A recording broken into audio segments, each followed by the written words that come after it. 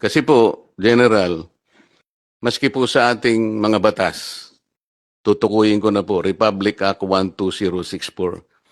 Pag binasa po ninyo ang definition ng West Philippine Sea, tumutukoy po sa maraming bagay ng ating karagatan. Una na po yung ating Luzon Sea, yung ating exclusive economic zone, yung Baho de Masinloc, and the maritime features of the Calayan Island Group.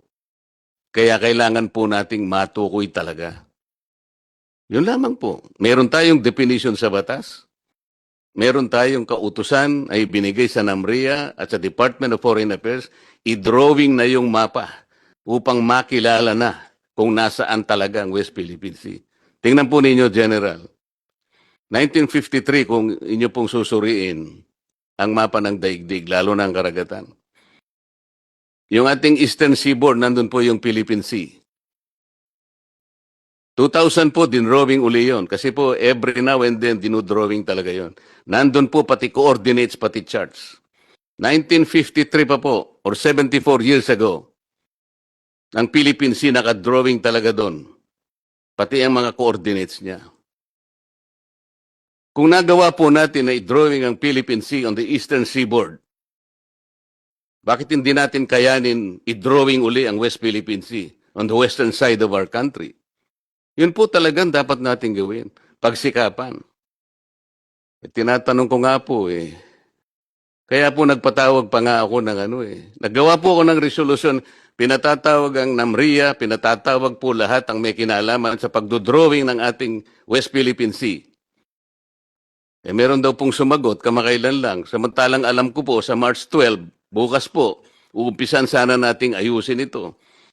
Ewan ko po kung totoo, meron daw sumulat sa Department of Foreign Affairs at saka sa DND, hindi raw po daw pwedeng pag-usapan sapagkat ito po ay nag-involve ng national security.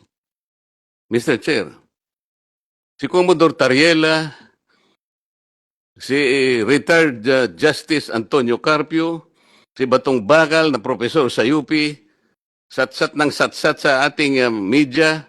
Mr. Chair, may I interject? I am not yet finished, Mr. Chair. I will request with the indulgence of the Let me finish. Senator Let me Marcoleta, finish. just I want to finish interject. my statement. If I may follow Just to upon finish the my statement, immediate Mr. Chair, and then I Mr. will Chair. allow her. Salamat po. No, I'm asking the chair's permission, sir. I can wait until after Session the is Senator suspended. Marcoleta. Thank you, Honorable. Nagtaka lang po kasi ako, Mr. Chair, kahapon. Bigla na lang nangyari na sumulat daw po, kaya hindi ko po nalam kung totoo. Pero sinabi po ni Chairman ng Foreign Relations, kagabi lang, na defer muna yung aming meeting o hearing bukas dahil nga po ang daw po hindi ko po sinasabi, sumulat daw po ang pati NAMRIA at ang DND na ang matter na ito will involve national security. Kaya lang po ako nagtaka sapagkat yung mga iba na nagpunta sa media, nagsasalita about West Philippine Sea, wala naman pong nagsasabi na wag ninyong pagtalunan yan. Yun po ay media pa po yun kumakalat sa buong Pilipinas. Kaya minabuti ko na pong dito namin pag-usapan, dito na lang sa Senado, pagkatapos sasabihin nila, kung totoo pong sinabi nila, nakakapagtaka naman, bakit hindi natin dito pag-usapan? Anong national security ang involved dito? Yun lamang po, Mr. Chair. Salamat po. Thank you, Honorable Marcoleta. Honorable Rizon Tiveros.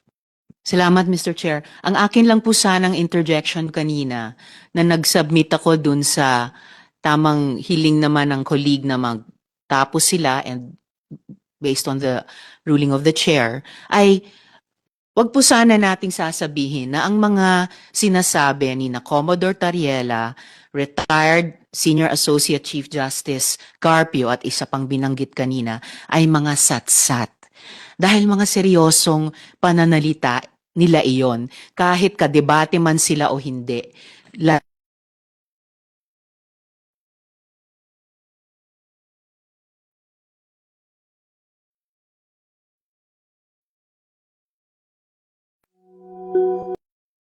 po ba ninyo kung bakit Honorable ko ginamit? Marcoleta. Alam po ba niyo kung bakit ginamit ko yung satsat?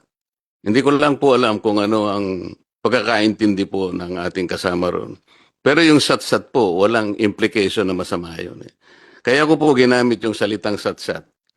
kapag sila po'y nagsasalita, wala pong batayan eh. Halimbawa po, yung sinabi ni Justice Carpio, hindi na po kailangan ng coordinates para po i-delimit natin ang exclusive economic zone. Mali po yun eh. Magkakamali po, pati ang mga taong bayan maniniwala sa kanya sapagkat dati siyang magistrate ng Supreme Court.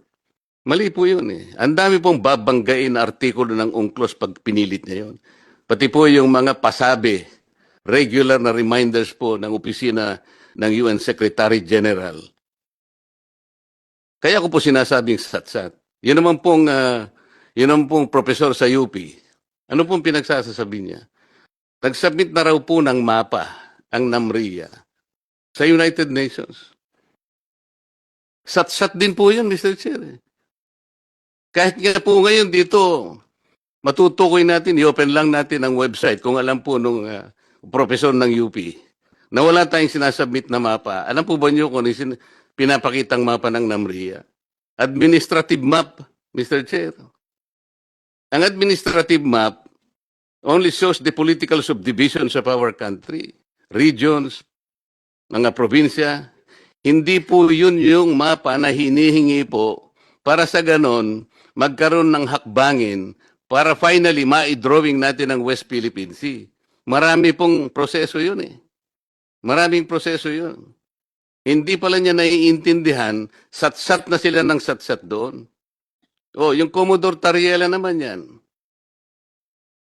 Pinayagan ba siya ng CHED na sabihin kung nasaan ang West Philippines?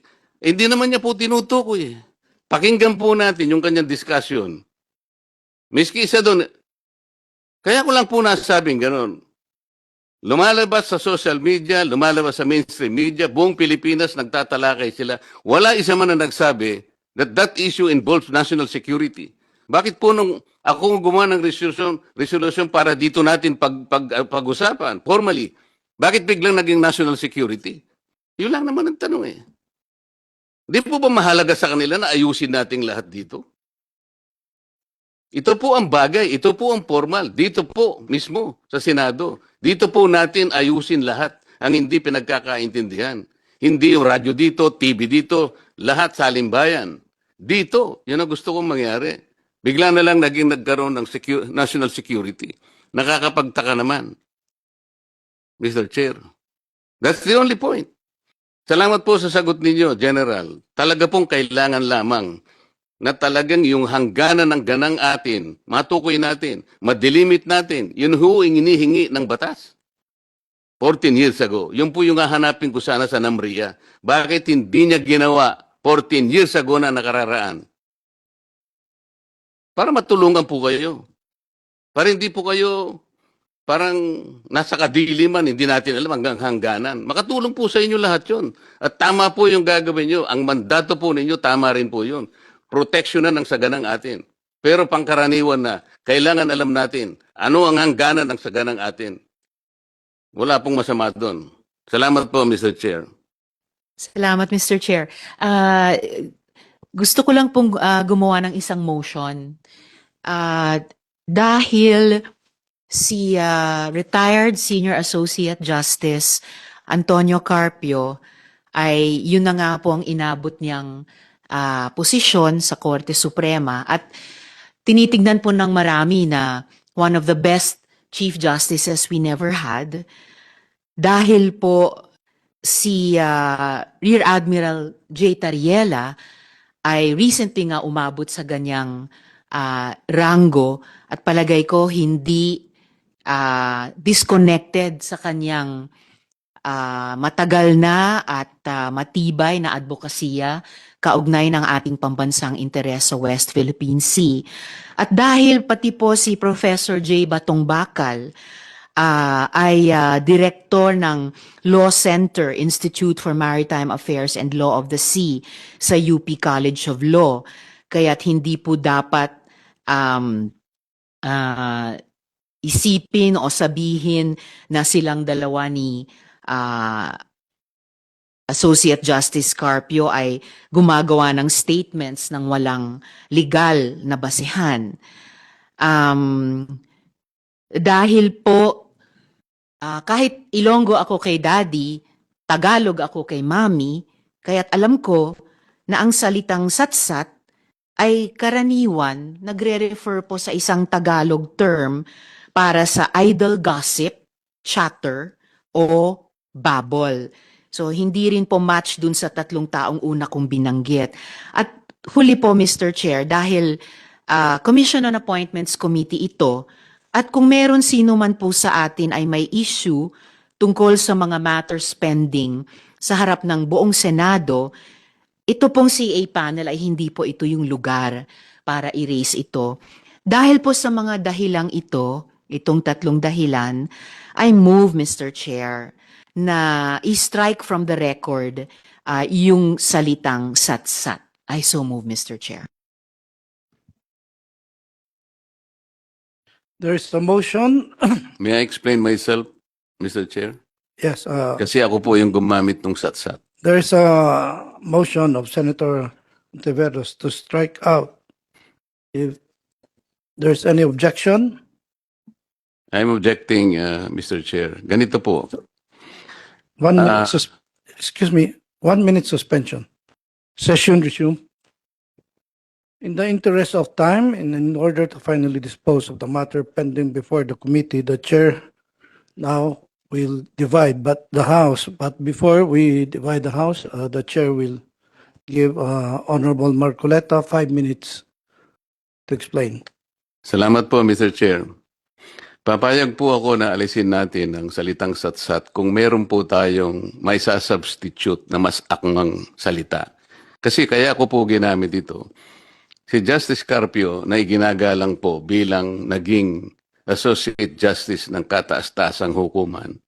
Sinabi po niya na hindi na kailangan ng coordinates at charts upang madilimit natin ang exclusive economic zone.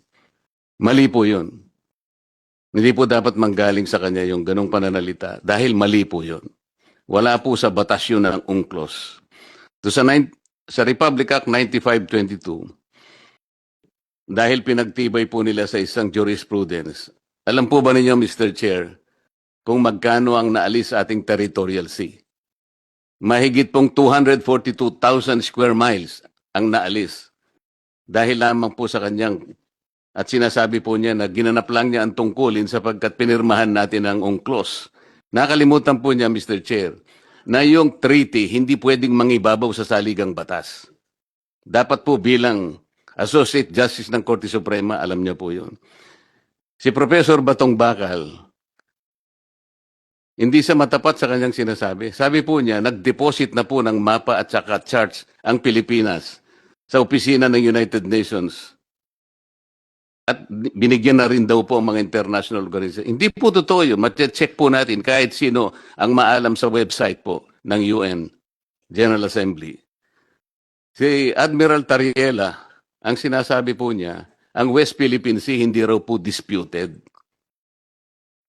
Nag-aaway-away nga po ang mga bansa dahil dyan eh. Ano po ang gagamitin nating salita? Payag po ako. Kung yun po ay hindi akmang salita, payag po ako, Mr. Chair. Ngunit, palitan po natin. Anong iakma po na, sa akin po kasi yung satsat, yung pagsasalita ng walang basihan. Ganun lang po kasimple. Wala pong basihan ang kanilang sinasabi. Kaya tinitindigan ko po yun. Ngunit kung meron pong mas magandang salita na akma doon sa aking sinabi, payag po ako, ba't naman hindi? Salamat po, Mr. Chair. Mr. Chairman, Thank you, Honorable Marcoleta. Honorable Alan T. may I suggest the word pahayag or salita or pagpapaliwanag if the Honorable Senator Marcoleta is acceptable to those proposed or suggested words. Honorable, Honorable Rizal Taveras. As the movant, Mr. Chair, tinatanggap ko po at pinasasalamatan si Rep. T sa kahit alin sa mga magalang na salitang iyon. Salamat po. Salamat, Mr. Chair. Honorable, thank you, Honorable Rizal Taveras. Honorable Marcoleta. Dahil po sa matalik ko pong kaibigan si Congressman Alan T. ay payag po ako, bakit hindi? Kung yun po ay kagagaan po ng kalooban ng bawat isa, para wag na po nating pagtalunan yung salita na yun. Ngunit yung sentido po ng aking gustong mangyari, nandyan naman po sa ating mga minutes. Salamat po, Mr. Chair. Maraming salamat po sa ating mga kasamahan dito sa Committee on Appointments. And the chair would like to... Mr. Chair, so the status of my motion is na-adopt po siya, Mr. Chair. Adopted. Salamat po, Mr. Chair.